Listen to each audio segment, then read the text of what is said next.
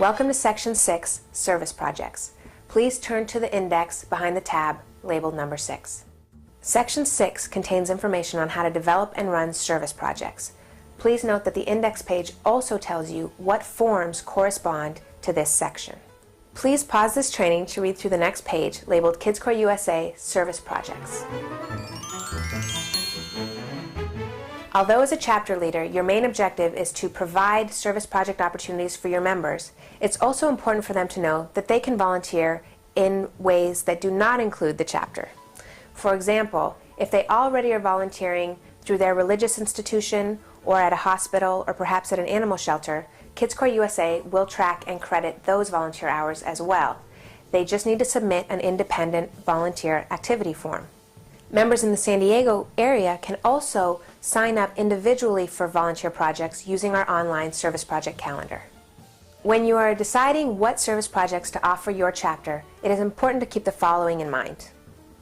Your chapter is the best place to start when trying to figure out what type of a project to offer. At one of your initial meetings, you can survey your youth volunteers and ask them, what are their hobbies, their interests? What do they see in the community that they wish was different?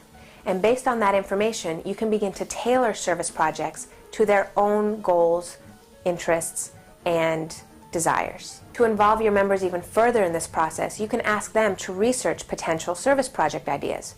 For example, a 7-year-old member who is passionate about the environment can go online and see what in their area is being done to help their local environmental causes.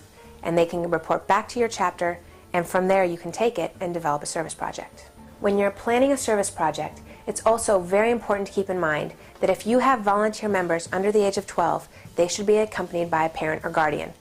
This provides a wonderful opportunity for the family to do something together that benefits the community, and it ensures that youth are properly being supervised and taken care of. Also, during service projects, if you have teen members, they can get involved in more leadership positions and earn extra hours. A teen leader at a service project will help with sign in and sign out, helping manage the volunteers during the project, possibly even contacting them before and after the project. And volunteers who do this receive time and a half for their effort. If you're a member in the San Diego region, please read the following page labeled How to Register for a San Diego Volunteer Project. If you're outside the San Diego region, you can skip this page. If you have volunteered for a project through our online calendar in the San Diego region and you are unable to attend, contact our office immediately to cancel.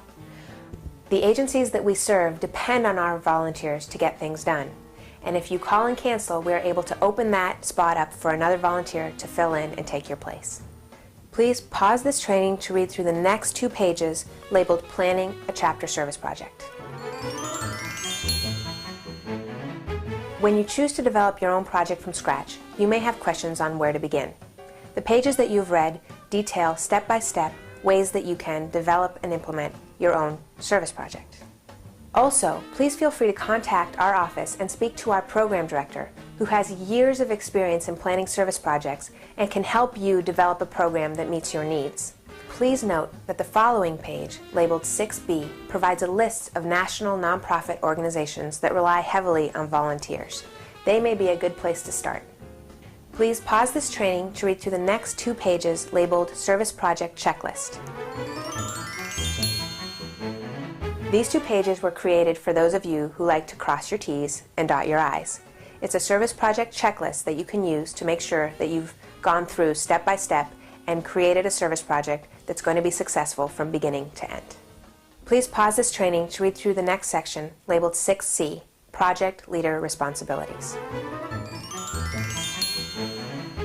Lastly, if you have decided to lead a project yourself, or if you have recruited another adult to become a project leader, you want to make sure that they are familiar with these pages. They outline the duties of a project leader on site at a service project. If you have any questions about chapter leader or project leader duties, please contact our office and speak with our program director, who will be happy to answer your questions.